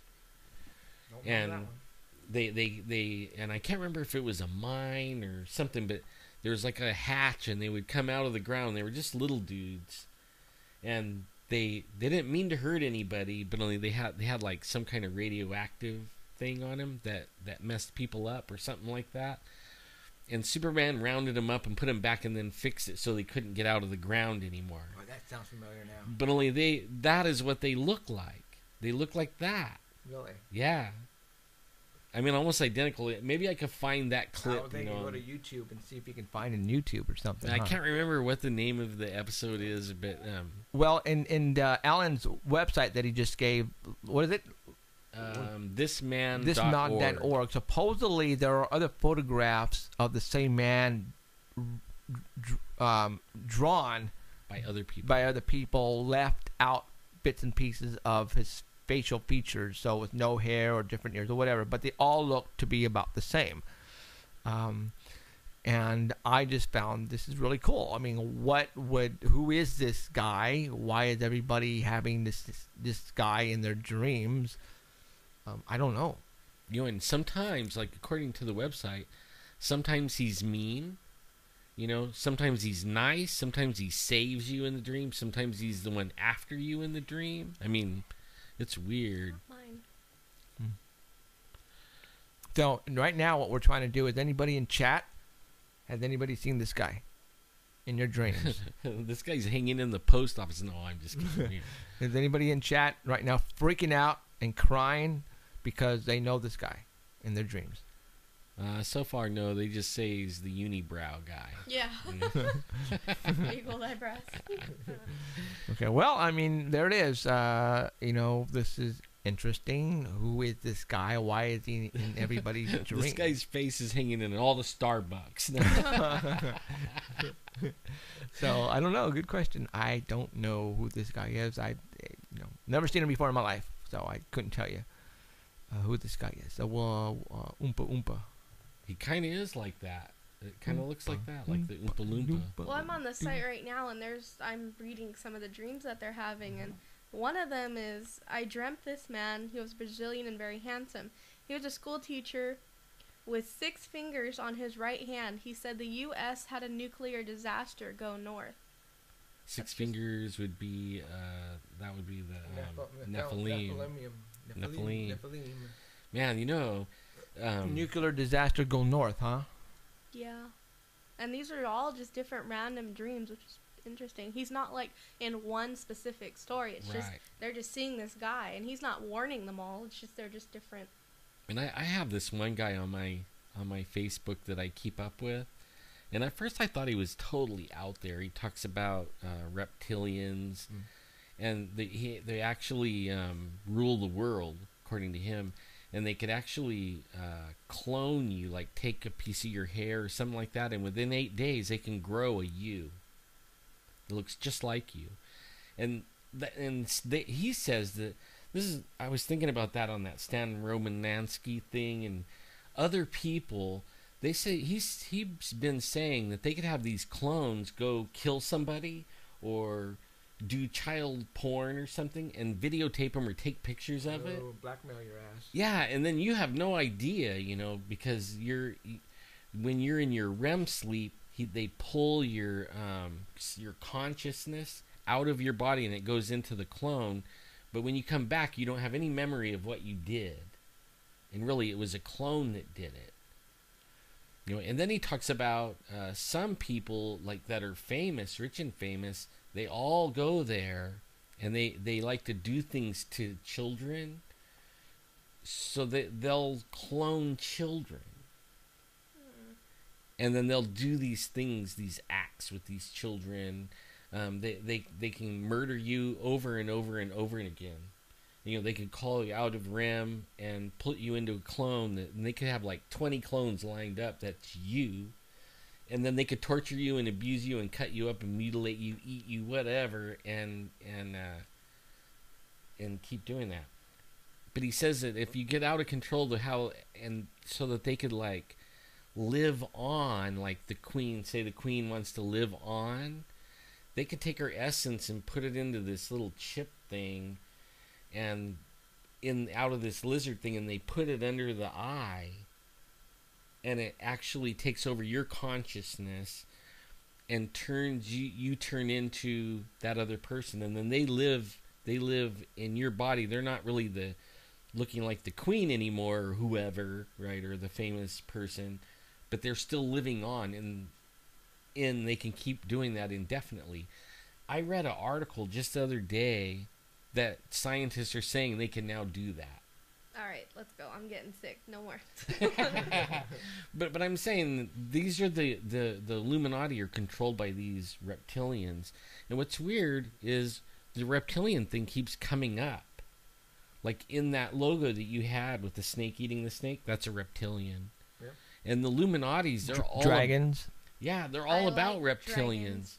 The Illuminati has it reptilian on everything. I mean, they're reptilian crazy. And so I still, sometimes the guy says some wacko stuff, but only, man, a lot of the things I've read over the year or so that he's been my friend is now really starting to really come together. And anybody that has a Facebook or no Facebook, you could actually go and read his whole website. He invites anyone to read everything he has because he wants to reveal these reptilians, what they're doing. So he says, go check out his Facebook page, Donald Marshall. M-A-R... Marshall. S-H-A-L. Yeah, L-L. Oh, okay. But anyways, go check it out and read this guy's stuff. And be sick like Emerald. Yeah. All right, we're really almost done here. Yeah. Last thing we need to talk about are tickets for the March 9th show, or the taping of Paranormal Central. We handed out some today. Obviously, you know, we want a certain amount, and therefore we're giving more tickets than we are allowing to go in there, only because there are available seating in there. But so we do have a lot of tickets to give away. You guys are still more than welcome to get more tickets if you want tickets. If you haven't got any tickets, if you weren't able to go today to the site at the Crest Theater where we were handing out tickets, we still have plenty. Somehow get a hold of Alan or myself. Either text us on Facebook or email me at sangerparanormal@aol.com. Or they can even go to the event page. We'll make another the event page for March 9th, and they can leave their name and how many on there. What we need to do is, obviously, we need to get you the tickets. Or if you want the tickets and then you can't, there's no way for you to get to us between now and then, we can do a will call. We'll put them in an envelope for you and leave them there at the site the day of. Just make sure you show up at 9:30.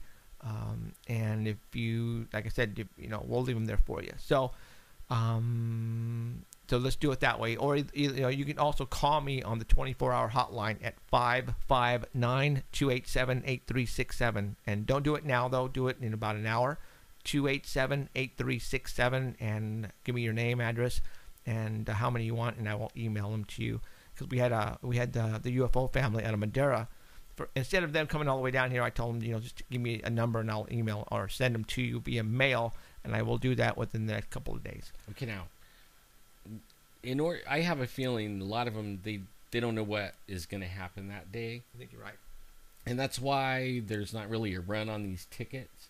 So you might want to tell everybody a little bit of what's going to go on. Talk show.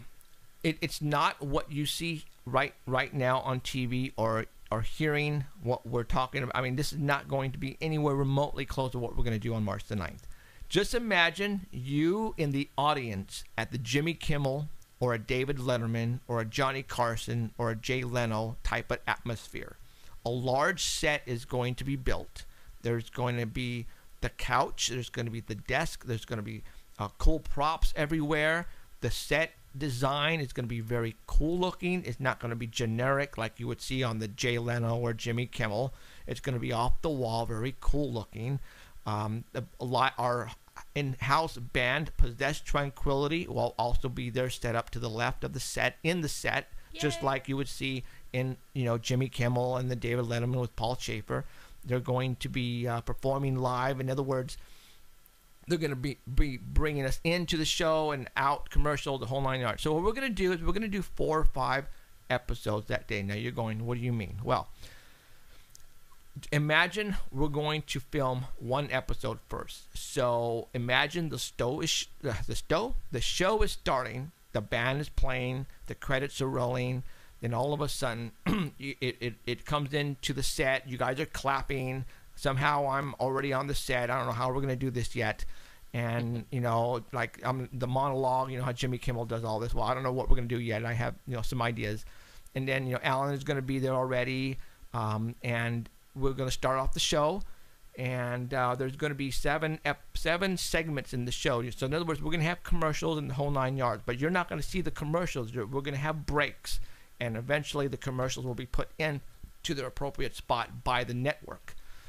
So we're going to have, just like you see on Jimmy Kimmel, you'll have an actor come in, sit down and talk, what they're going to talk about. Either they're going to talk about a book, they're going to talk about a show, they're going to talk about a movie.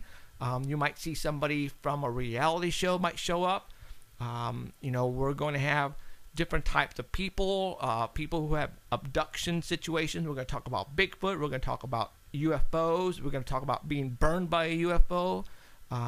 So all that's going to happen, and we're going to do that throughout the whole day. So in other words, let's say the first episode is going to be about the police officer being burned. Well, that's going to be Manuel Amparano. We're going to have him on, plus some other guests on that particular episode. So, but before all that, before we get Manuel onto the set to sit down on the couch to talk about a story, we are going to have a news break by our anchor, who we've already chosen, and we're going to have her on the set next to us, and she's going to be giving us the past week's most exciting UFO sightings, Bigfoot sightings, what have you, and as a news anchor, and she's going to do that. And then we're going to go ahead and proceed with the show, do our commercials, all that, then end up with the first episode finished. Then we're going to start another episode. I will go change suits. Alan will go change shirts, so that way it doesn't look like we have the same clothes on. Okay, one of the things though about the taping, it won't be like retakes. You know what I mean? Like, you won't see. There's not going to be an hour of you like. Messing, I might mess up. Trust me, I'm not a professional, so I'm going to goof up. They might say, "Stop, do it again." But only where the goal is to shoot it like it is live. Right. No editing later. Right. Once you get done with that episode, you're done, and you start with the second one. No editing at all. Right. No edit. So it's going to be shot like live, like we're doing it right now. Like, we can't go back and do a redo. Right. Exactly. So, again, it's called live to tape. Live to tape. There you go. We're going to try 4, hopefully 5 episodes, depending on the material that we have. I just don't want to do 5 episodes just because we have to do 5 episodes. I want to make sure we have 4 good ones, and we're going to go from there. We have a major production company coming in from out of state. It's going to be really cool looking. You guys are going to have a good time. If you guys have never been to a filming of any type of, whatever, this is going to be the first. You're going to have an idea of how it's done. We're going to be throughout the day giving away prizes on the ticket stub itself. You're gonna tear away. You're gonna keep the major part with the number, and you're gonna give us the stub with the same number, and we're gonna put it in a drawing. And throughout the day, while you guys are there, we're gonna be pulling out, your number, and we're gonna be giving you some prizes. There's gonna be some really cool prizes. The best prizes are gonna be at the very end because we want you to stay. Again, we want you to get there at 9:30 on March the 9th because we're going to start filming at about 10 or 10:30. We're going to probably do 1 episode first, take a lunch break, then come back and do the next 3 or 4 depending on how time is allowed it to us. The latest we'll probably go is about 5 o'clock on that Sunday. So it's not like we're going to be there all night, you guys, okay? You guys are going to have a fun time. We're going to have fun. I don't know what else to tell you. I know probably for a fact that this will eventually get put on TV. And I'm hoping that this is going to be way more. It's going to be bigger than we think. Trust me. So, it's going to be exciting, and And so there you go. I mean, I don't know what else to say. Again, you guys can. It's not going to be scary. Trust me on that. It's not going to be scary because we had somebody come by to get tickets today, and she was debating of bringing his younger son, which was about 7 or 6 or 8, right around there, and he didn't want to have him go home having nightmares. But we told her that's not what's going to go down here. We told her what was going to go down, and she goes, "Oh yeah, I can bring him." So, but only can that 7-year-old sit there, the whole day. Yeah, yeah. I know there'll be breaks where they can get up and down, but it's not going to be like. Your audience. Right. So, when we break for commercials, you'll have time to go to the bathroom, come back, all that kind of stuff, and then they're going to have lunch break. They're going to be. You can buy food there. I believe they're going to have, I don't know what they're going to have there, but you can buy food there, or you can go out and go get something and come back. But it's going to be a fun time. Again, these tickets are free, but all we ask is for you to come and sit with us the whole day, because we can't leave these seats empty. So we're hoping for at least between 200 and 300 people. So there's plenty of tickets left. Just let us know if you want some and how many you want, okay? Just if you want to take 20, that's fine. Just make sure those 20 come up and come for the show. So. All right, you guys, that's going to be it for us today. I really appreciate you guys showing up. And, we had a blast, obviously, like we do every week. We love doing this. And we want to thank you very much. My name is Jeffrey Gonzalez. There will be T-shirts. Oh, we're selling shirts. Yeah, we'll talk about it next week, I guess. Yeah, we'll talk about the shirts. Yeah, so. All right, for Jeffrey Gonzalez, Alan Thomas, and Emerald, we thank you for showing up tonight. We will see you next week. Same time, same bat channel, I guess. All right, you guys, take care. Good night. Peace. Your 7-year-old can go. You have been listening to Paranormal Central with Jeffrey Gonzalez and Alan Thomas, broadcasting worldwide at paranormalcentral.net and on artbell.com. Stay tuned for next time. Remember to keep your eyes to the skies, and we hope you witness something you cannot explain.